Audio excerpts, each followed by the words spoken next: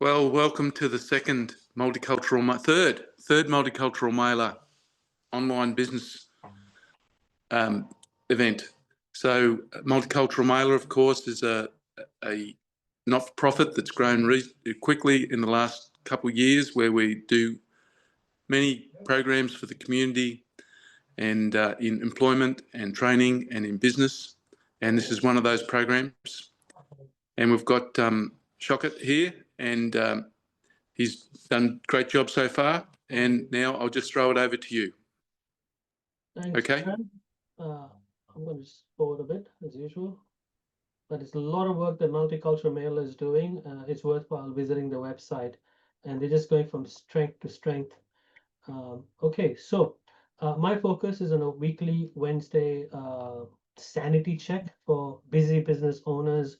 I hope you're either lunching, you're doing adminning work, English is not my strong suit, or you're traveling. And just on that note, I'm not the corporate type. Don't expect professional or polished. I prefer personal, profitable, even though I've got a bit of history in corporate. So if you're a little bit worried about the macroeconomy, competitive pressures, you're looking to resist it because they seem to be persisting, I'll share with you what other businesses are doing. But a little bit about you first. Are you even in the right place? The question, if you built a business, but it really feels like a high stress job, maybe even a luxurious prison. It doesn't matter if you make 3 million a year or 30,000 a year. If it genuinely feels like a high stress job, this is for you.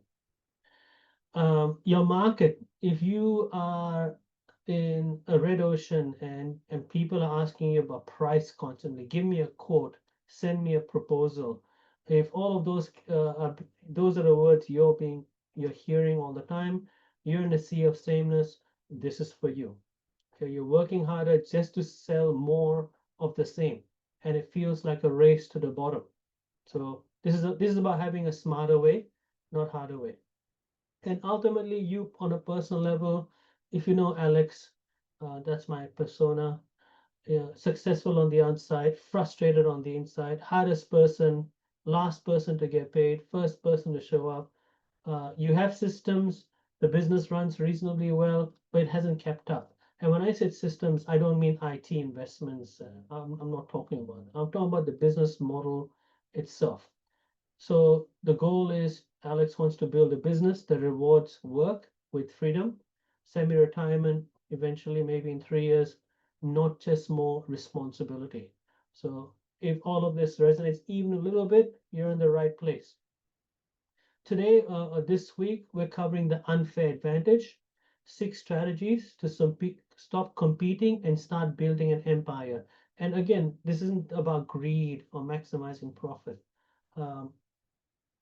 I look at it from a point of view as an investor. I come from a finance background. If I'm putting money into a business, what are the 6 buckets I want to focus on and then stack them?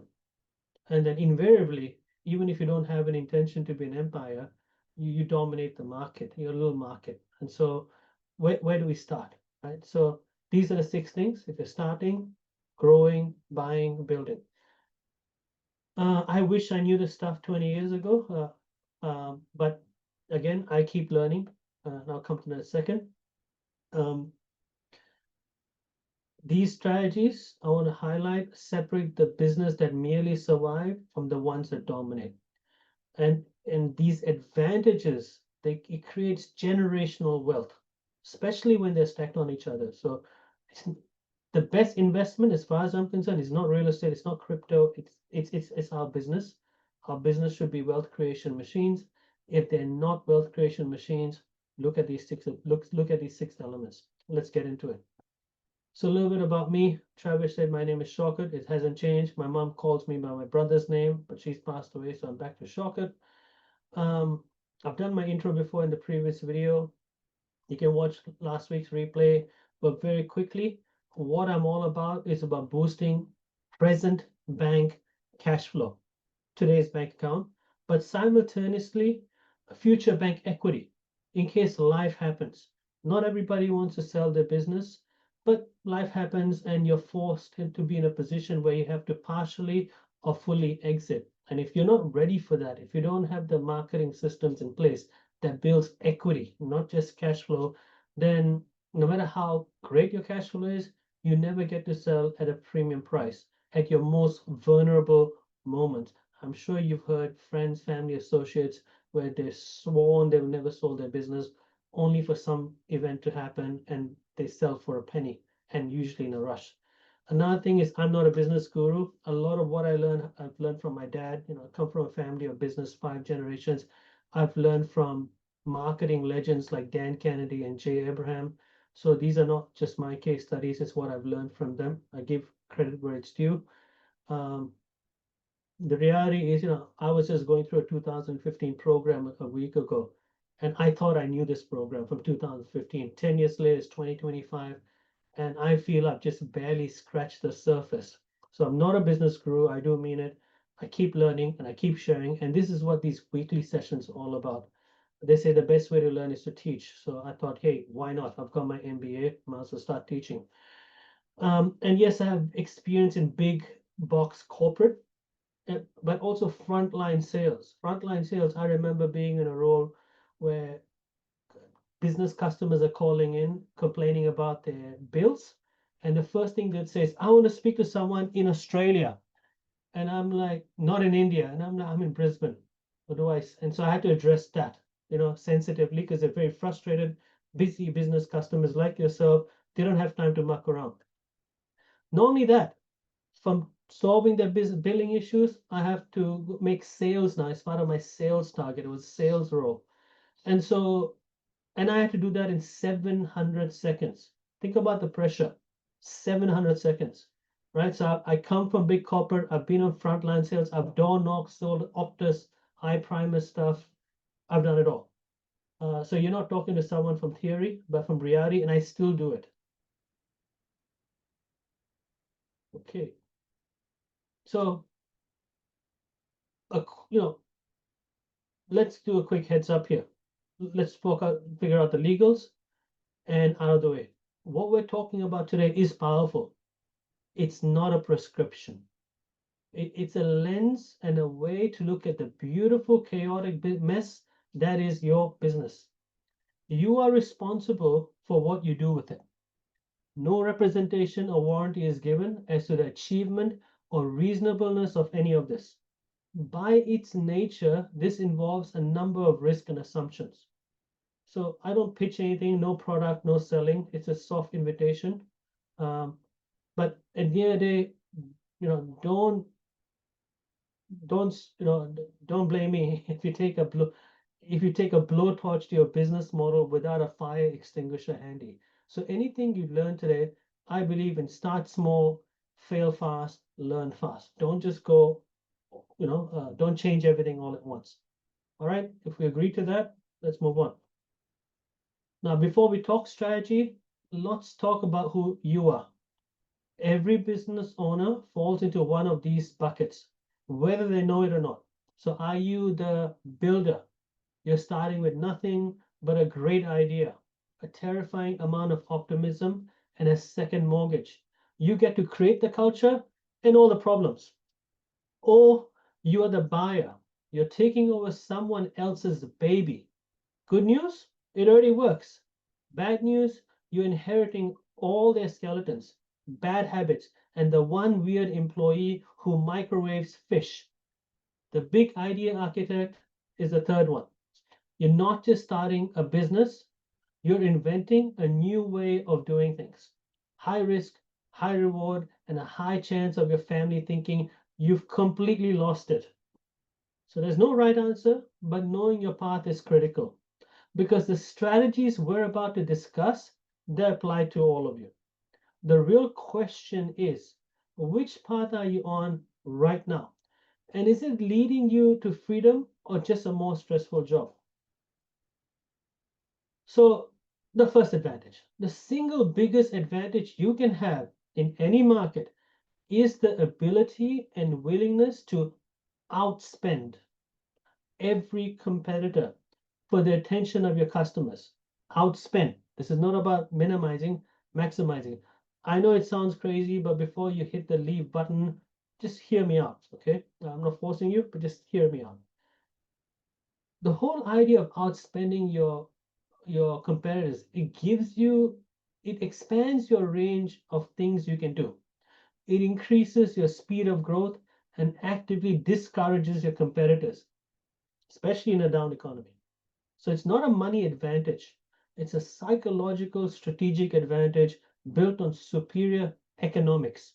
So this is about economics. This is not about the startup phase where you raise a lot of money, blow a lot of money, and then go broke. It comes down to economics and business math. So this is the most important concept we will discuss, and it's the one almost everyone gets wrong, including me. It's a number one marketing mistake. I'm going to keep repeating this because this changes the game. Now, it includes billion-dollar companies, right? And it's not about a lack of resources either. It's a mental mistake. So the trap is trying to get customers, clients, or patients as cheaply as we possibly can. We're drawn to the cheapest options, like a moth to a flame, constantly asking, how can we do it for less? You got to take up the accountant hat for a moment, because even the smartest accountants get this. It's about an investment. It's not about the cost, it's about the investment and the return on investment. So this isn't a budget problem, it's a thinking problem. Billion-dollar companies make the same mistake, like I said. They could spend anything, but their mindset is still focused on cheap. Ask me how I know. This timid thinking forces, and a scarcity mindset, it forces us to play in a very small sandbox, limiting our options and our growth. Okay, so I'll give you an example. A mattress company sends catalogs out, like physical catalog in the mail, and so it was proposed that they send a 28-page full color guide. And they're like, oh, 28-page full color. Now think about, just for a moment, let me pause. Think about how many mattress companies are there. How hard it is to choose one as a consumer. We all sleep on one, possibly, unless you sleep on a nail of beds, then ignore it, or on the floor. Think about how long people keep a mattress. And the most important point, what is the value of good rest? So are we really buying mattresses, or are we buying rest? And why are we buying rest? Refreshing, reinvigoration every morning. So the first thing the mattress company asks is, and naturally, right? It's not a criticism, it's a point of introspection. Can we do it in black and white? Does it have to be 28 pages? Can I just put it on a website so it doesn't cost me anything? So that's a scarcity mindset. The right question isn't how can I do it cheaper? Because your competitors are doing the same thing. The right question is how can I make it bigger and deliver it in a giant box that looks like a bed? Now, we are talking about ideal client profile. We're not talking about generic marketing here. You know your you know who you want to target, and you want to target them differently to how you market to everybody else, because they're the ones who will build your business ultimately. The rest are transactional, pays the bills. So the right question is, how can I structure my business so I can afford to be more expensive than anyone else? And this is not about being a rebel without a cause. There's economics behind this, and I'll come to that in a moment. So quickly, the playbook. Stop focusing on the first sale. The initial transaction is a data point, not the whole story. Then we calculate the lifetime value. Now, lifetime value can be weeks, months, years. It depends on your business and your industry. So lifetime value is how much does a customer really spend with us over their entire relationship. This is our key number. If you're an ice cream shop in Surfers Paradise, your lifetime value could be weeks at most, because you're depending on tourists. Days and weeks is probably how long people stay usually. If you're selling other things, and I'll go into it, it could be years. So the next thing you do is you create financial leverage. So while we're talking about marketing, I look at marketing from a finance lens. It's all about building equity, not just cash flow. We engineer our business to increase lifetime value. This can be through price increases, creating an ascension ladder of products, the deluxe, the premium, and everything else, or adding back-end offers. I'll come to that as well. Then you weaponize your long lifetime value. Once you know you, for example, let's say you know you make $1,500 over 2 years from a customer. You can confidently now spend $300 to acquire them, while your competitor, who only sees $100 first sale, is scared to spend more than 50 bucks. So they're spending 50 bucks on marketing, you're spending 300 bucks. They're thinking $100, you're thinking $1,500. There is no competition anymore. So I'll give you a pet food example. So pet food brand spends about $150 to get a customer whose first order is only $70. So you can see from this iceberg on the page. $150 spend, they get outflow, inflow is $70, negative is $80 immediately for the first sale. But they know the average customer stays for 24 months.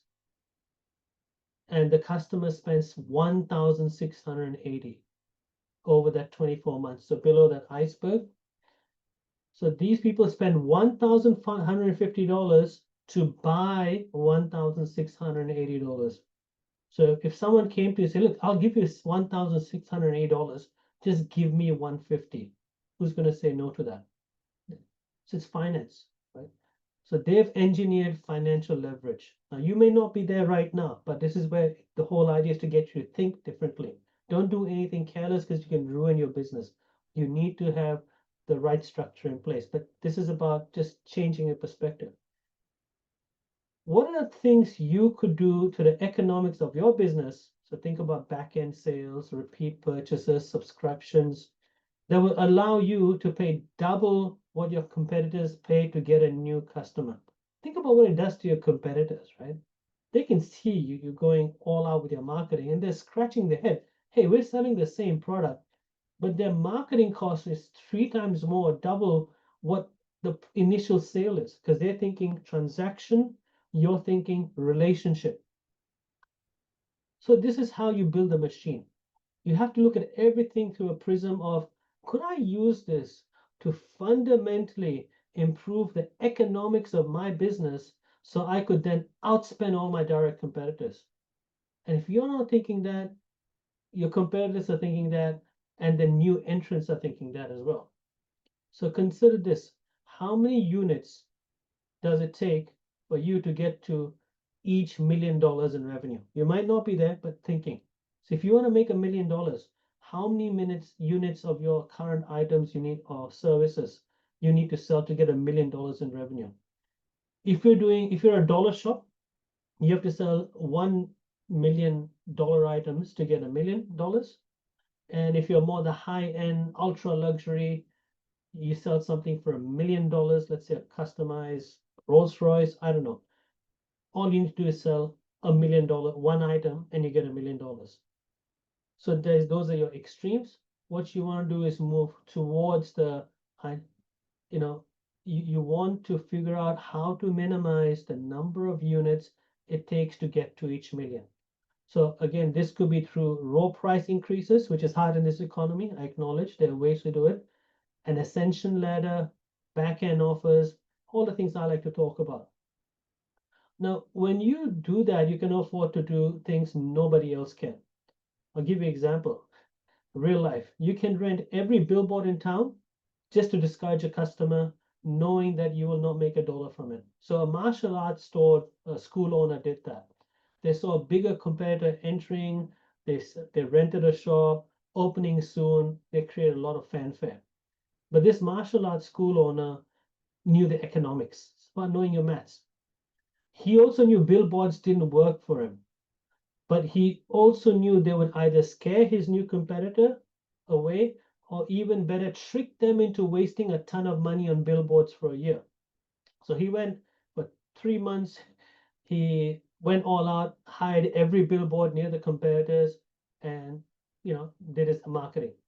That bigger competitor just freaked out, got scared. They didn't even bother opening the school. They just left. And so that's a power move you can only make when your economics are bulletproof. So the second advantage is place. The smartest way to win isn't outcompete everyone. It's to go where there is no competition.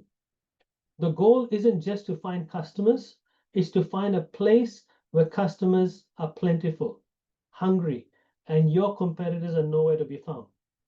This place isn't a city or a website. It's a market, a subculture, a watering hole, a moment in time where your ideal buyer is uniquely receptive. Most businesses are stuck fighting over the same exhausted customers. We're going to find a new place to play. So local thinking is over. A little cupcake store in Ohio ships cupcakes to Manhattan. Apparently, there's a shortage of cupcakes in Manhattan in the US. But boundaries are gone. People are flying across the country to see their dentist. Now, in Australia, we hear about medical tourism. You go to Bangkok, you go to India, wherever, right?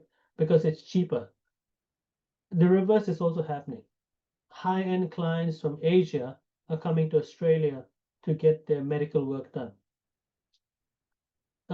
I don't know if this is still happening, this example. The Catholic Church actually found that less and less people were coming, and less and less people were obviously entering the confession booth. And they realized, hey, if the market is not coming to us, we need to go to the market, and we need to stand out. So what they did, they created a confession app on iPad. So now I'm Catholic, I'm not going to the church, I'm not confessing to a human being. I got an app on my phone or my iPad in this case, and I confess there. Now think about the economics as well, because once you have an app, you have fundraising opportunity. And worst case scenario, you can play back a recording. I know what you did last summer. Give me $50. Just kidding. So when we talk about place, we're talking about where you plant yourself, who you go after, and what opportunities you take advantage of. Go where they are, not where we think they should be. So playbook, define your who, not your what. Forget about our product. Who is our ideal customer? Then find their watering holes. Where do they go when they're not thinking about buying what we sell? Not thinking. Car shows, high-end retail stores. Place an out-of-category ad. Be the only one selling high-end mattress at a classic car auction. If you've been to a classic car auction or know about it, they sell cars for $500,000 and up. And if you're selling high-end mattresses, $30,000 and up, 30,000, 500,000, it's cheap. These people have money. What they don't have, most of them are older, energy. So they need to have a break. They lie down on a $30,000 mattress and a sale is made at a car auction. Be the only one advertising a stop smoking seminar if that's your business in a hospitality or accounting trade journal or a magazine or even an expo event. So I'll give you another example. A high-end divorce attorney, so divorce is the word here, tired of competing online, sponsors the VIP lounge at a luxury bridal expo. Divorce, bridal expo. So couples are basking in their future. Her brand is subtly positioned as the insurance policy. It's provocative and gets her noticed by the right people at the pinnacle of their financial commitment. So it's counterintuitive, but hey, 50% of marriages end up in divorce. Might as well preempt that and frame it nicely, subtly. So write down your ideal customer. Now write down 3 places they go, online or offline, that have absolutely nothing to do with your industry. How could you show up there? Let me tell you about a UK business who sold wrinkle cream.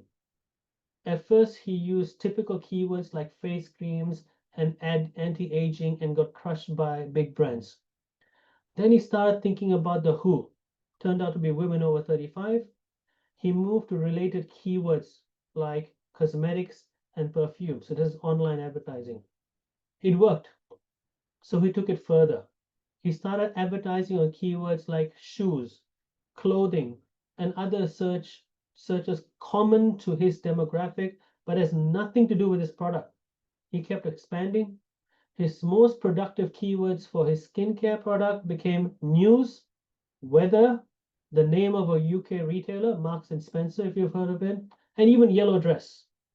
So he did 1.1 million in sales in December. And he said if he'd stuck with the relevant keywords, he would have made 10% of that. That's the power of a play strategy. Offline, digital, same principle. Didn't say strategy, principle. So third one, and we're gonna end off after this because we'll cover the other three next week, is about celebrity or brand advantage. Now, don't tune off just because I said the word celebrity. But so the question is, why build a kingdom when you can marry into the royal family? Fastest way to gain trust is to borrow it from someone who already has it. Building a trusted brand can take a decade and a fortune. If you can get it as a byproduct, then it's powerful. So co-branding is the ultimate shortcut. It's the art of linking your business to another more established brand and instantly absorbing their credibility, like a celebrity. So I'll come back to the celebrity, right? And so the goal is to find a partner whose customers are your customers and engineer a win-win where you both benefit from the association.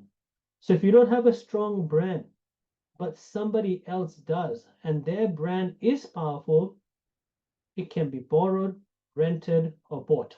And again, bought, you don't need a big sack of cash. So when it comes to celebrity, you're thinking about the wrong kind of celebrity. The big mistake is thinking too narrowly. So there's the Hollywood fallacy. You think you need a movie star. You don't. You just need someone who is a celebrity to your specific audience. Then there's the I have to pay fallacy. The best co-branding deals often involve no cash. A tanning salon owner got to use a reality TV star in his ads for free. Simply by stocking the line of tanning lotions, she was paid to endorse the celebrity. I'll cover that in the next slide. Then there's the dead or useless fallacy. Dead celebrities are often the best option. They're public domain, they don't have scandals, and there's nobody to object. So P.T. Barnum and Sherlock Holmes have sold millions of dollars worth of books for modern authors who use their names. I'll come to that as well in the next slide. Fast food restaurants started glomming onto known brands. Right? The big success is Doritos Loco Tacos at Taco Bell in the US. The shell is made of Doritos. It's a brilliant co-branding move. Taco Bell gets a ride on all the advertising Doritos is doing, and Doritos gets promotion from Taco Bell. It's a huge win for both. And it's possible no money even exchanged hands. They were paid in advertising. There is no reason you can't take that principle and bring it down to a local level. So it's about becoming a valuable partner, not a paid advertiser. Let's cover the playbook. Identify the local giants, local. Who in your market, local, industry, or online, spends a fortune on ads and has the attention of your ideal customer? Then find the synergy. What can you offer them that they want? Access to your customers, a unique brand they can co-brand. Then you engineer the swap. Propose a deal where no money changes hands. They promote you, you promote them.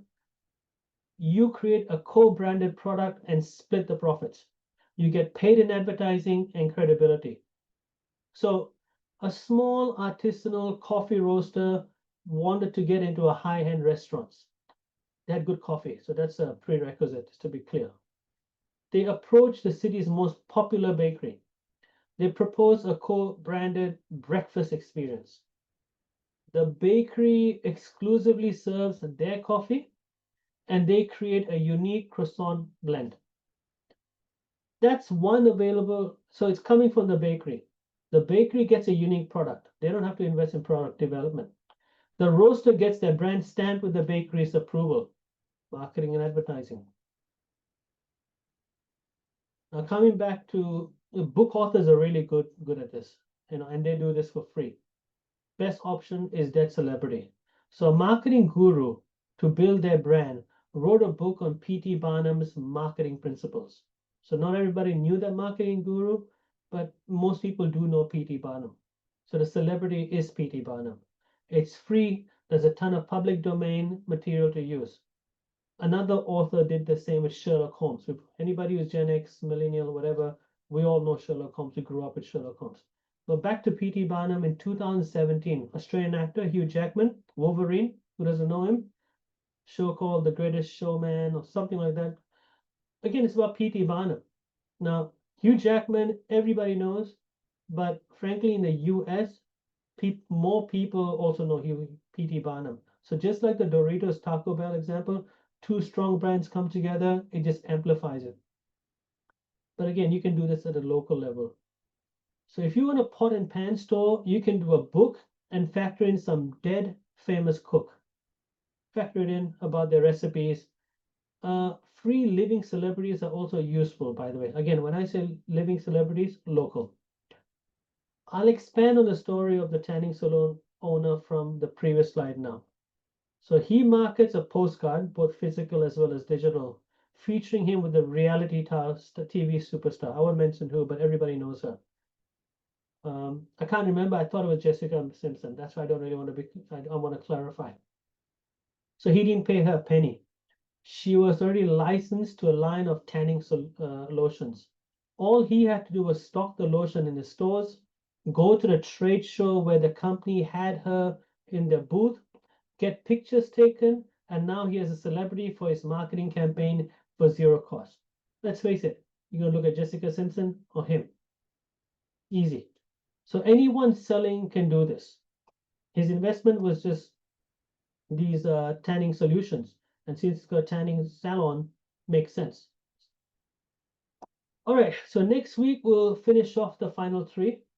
So if you're finding yourself on the three doorways on this slide, look, we can have a chat. So the first is the need for immediate cash flow in days and weeks, but also simultaneously create marketing assets that increase business value, although the cash flow pain is real. Second type of business is cash flow is fine, payrolls are being made, but there's clearly untapped opportunity in your business. You just don't know where to look. Third, things are humming along, but you want to maximize firm valuation while minimizing dependency on you as the owner and creates multiple moats, anti-competitive moats around your business. If any of these three slightly resonate, feel free to text my mobile or shoot me an email. Text is better for me. And we'll have a chat. I don't do free strategy sessions. We'll just have a chat and we can go from there. Now let's switch over to Q&A, but before I do, I'm going to switch off the recording and switch off the notes to protect people's privacy. Thank you.